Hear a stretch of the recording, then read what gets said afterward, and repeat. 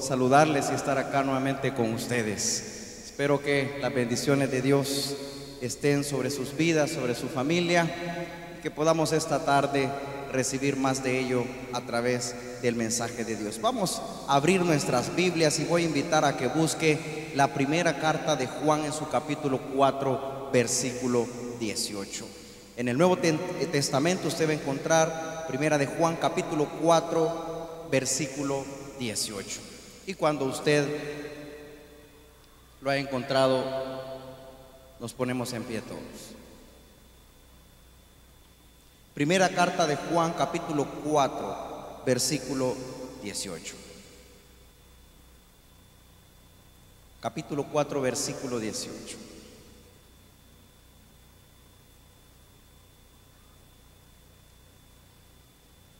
El tema en esta tarde se llama: el temor es una maldición. Para los que no sabían que vivir en temor se convierte en una maldición en nuestra vida cristiana.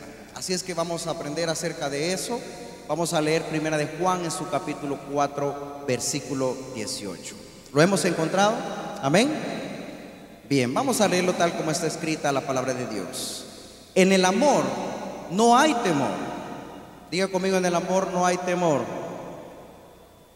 sino que el perfecto amor echa fuera el temor, porque el temor lleva en sí, ¿qué lleva? Diga conmigo: castigo, de donde el que teme no ha sido perfeccionado en el amor. Vamos a orar. Padre, te damos gracias por el enorme privilegio que nos da, Señor, de poder recibir tu palabra, por recibir tus consejos, Señor, en esta tarde. Estamos agradecidos, Señor, por tu voluntad de traernos hasta tu casa y aprender de ella. Señor, te pedimos esa bendición especial en nuestras vidas, que no solamente sea del oír, sino que también sea por la fe en tu palabra. Señor, te pedimos que tú bendigas a todos los creyentes, así como los no creyentes, Señor, que escuchen este mensaje, tanto por la televisión como en la iglesia. Te damos gracias, Señor, en el nombre poderoso de Jesús. Amén y amén.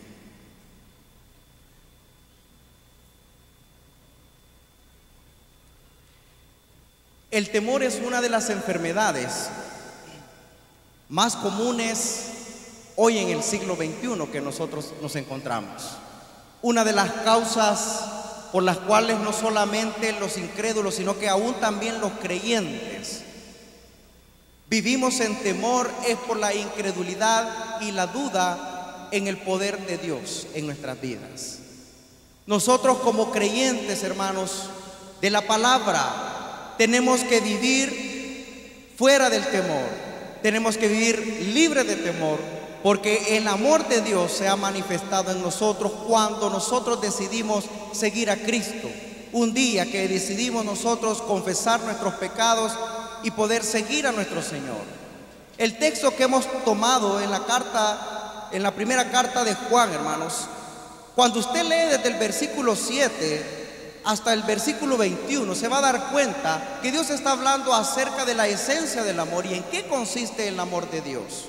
Y usted va a ver ahí algunos versículos que hablan que el amor de Dios consiste no en que nosotros le hayamos amado a Él, sino que en que Él nos amó a nosotros primero. Pero además, hermanos, agregado a esta bendición del amor de Dios, hay una situación que se vuelve un obstáculo en nuestras vidas, el cual es el temor. Y lo toca en este versículo 18, hablando que en el amor no debe de haber temor. Si usted vive en el amor de Dios, hermanos, entonces debemos de echar fuera el temor de nuestras vidas. De hecho, no debe de existir el temor en nosotros. El temor y las inseguridades abren puertas para la maldición en nuestras vidas. El versículo que leímos habla acerca de esto. Dice que el temor lleva en sí un castigo en nuestra vida. El vivir en temor, hermanos, no es solamente una decisión, sino que se vuelve una consecuencia en nuestras vidas. Y cuando nosotros, hermanos, empezamos a dudar de su poder y no estamos experimentando el amor de Dios, nuestra vida se vuelve llena de temores. Y no le estoy hablando del temor a subirse a un autobús y ser asaltado. No le estoy hablando del temor quizás de perder algo, sino que le estoy hablando de un estado de vida en temor. Un estado de vida en el cual nosotros dudamos de nuestro futuro, dudamos de lo que Dios quiere darnos en nuestras vidas, las bendiciones que Dios de antemano ha preparado para nosotros.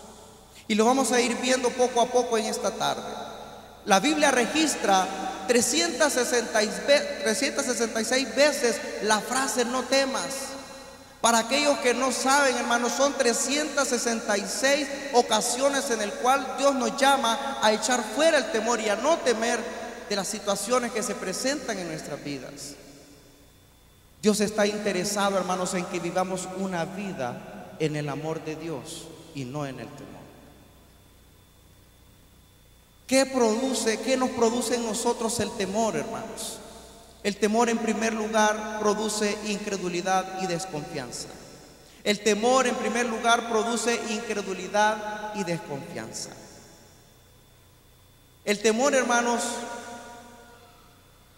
no es la consecuencia de la duda y la incredulidad. La incredulidad es la consecuencia, hermanos, del temor.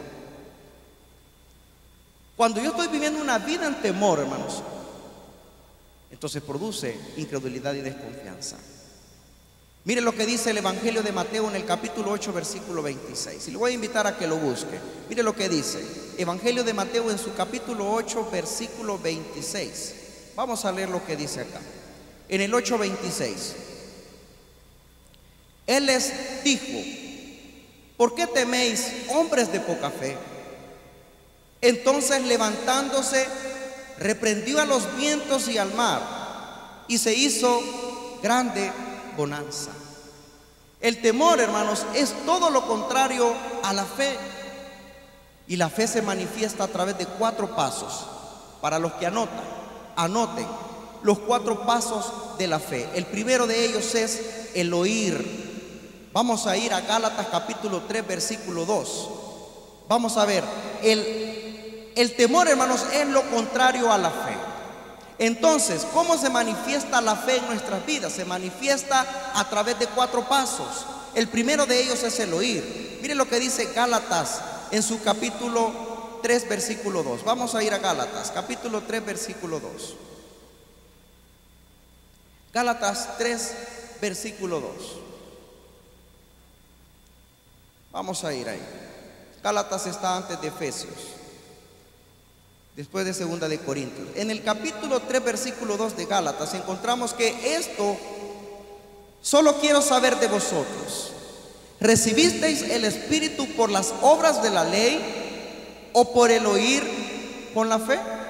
No es por las obras y las manifestaciones que se den, sino que más bien comienza la fe por el escuchar. Cuando nosotros tenemos un espíritu receptor de la palabra de Dios, del mensaje de Dios, hermanos, este mensaje que, por ejemplo, usted va a escuchar en esta tarde, no solamente va a ser una predicación más, sino que se vuelve un estilo de vida en su vida. No solamente es una predicación más que yo escucho cada domingo, cada día viernes que yo voy y asisto a la iglesia, sino que más bien se vuelve, hermanos, un estilo de vida en nosotros.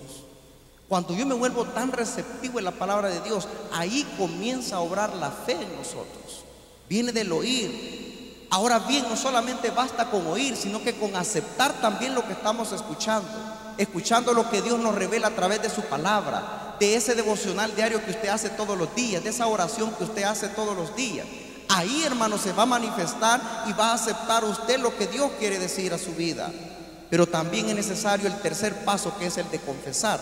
Mire lo que dice Romanos en el capítulo 10, versículo 9.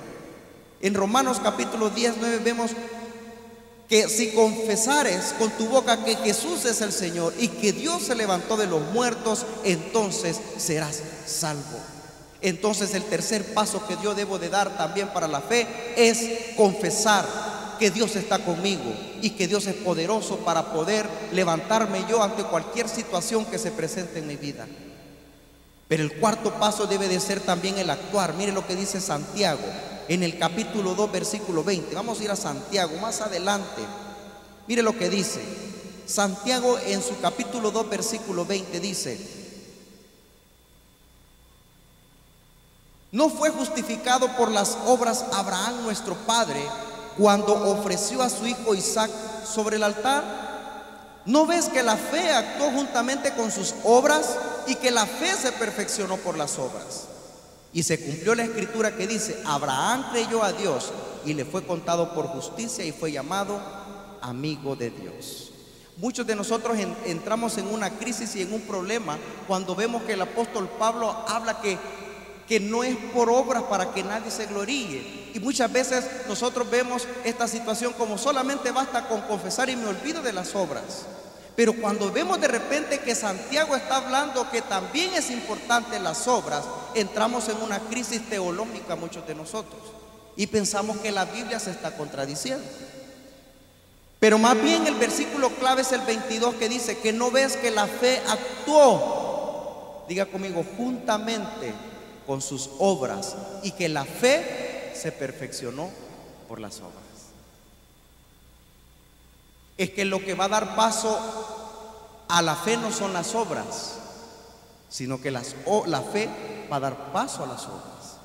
No es que porque yo voy a hacer alguna obra en mi vida es que yo voy a tener fe, sino que más bien mi fe me va a llevar a perfeccionarme a través de las obras. Entonces, hermano, la incredulidad y la desconfianza es producto del temor en nuestras vidas. La tercera cosa que produce el temor, hermanos, es el afán y la ansiedad. Mire lo que dice Mateo en el capítulo 6, versículo del 31 al 32. Vamos a ir a Mateo, capítulo 6 de Mateo. En el versículo 31 al 32.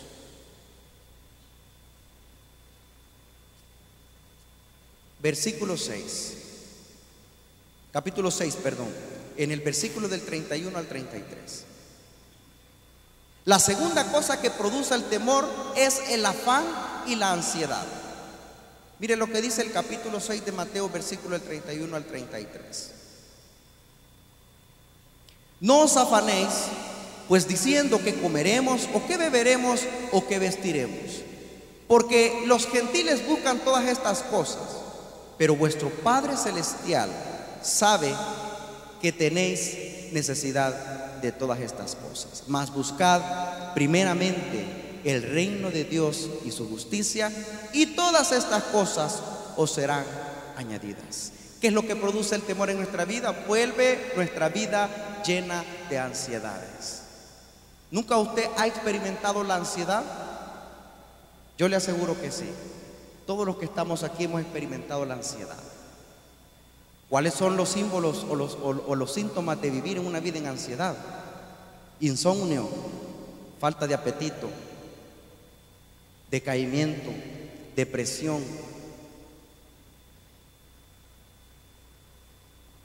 Y todos están diciendo, todos los tengo. Todos hemos experimentado ansiedad en nuestra vida. Si solamente cuando vemos ese montón de recibos de luz, agua, teléfono, cable, internet, porque hoy todos esos hay que pagar ya, viene la ansiedad. Cuando vemos que nuestro sueldo no nos alcanza para lo que nosotros necesitamos. Cuando vemos, hermanos, que prácticamente tenemos que andar hasta prestando dinero, nuestra vida se vuelve en ansiedad. Hay muchos que estamos preocupados por el mañana. Hay muchos que estamos pensando, ¿cómo vamos a hacer para el próximo año? Si no ha terminado este todavía y estamos pensando el próximo año. Eso es vivir en ansiedad. No le estoy diciendo yo que no planifique su vida. Claro que hay que planificar la vida, hay que pensar que vamos a hacer eso y lo otro. Pero el problema es cuando se vuelve ansiedad en nuestras vidas. ¿Y qué es lo que produce esto? Produce el temor. Dice Mateo en su versículo: no nos preocupemos por qué vamos a vestir y qué vamos a comer. ¿Qué produce esto? El temor. Hay muchos padres que en este momento tienen hijos de 5 años y están pensando si van a poder llevarlos o mandarlos a la universidad. Y apenas estos niños tienen 5 años. ¿Creen ustedes que es motivo de estar viviendo en temor porque estamos pensando si vamos a darles un estudio universitario a nuestros hijos? No, porque Dios se encargará de eso.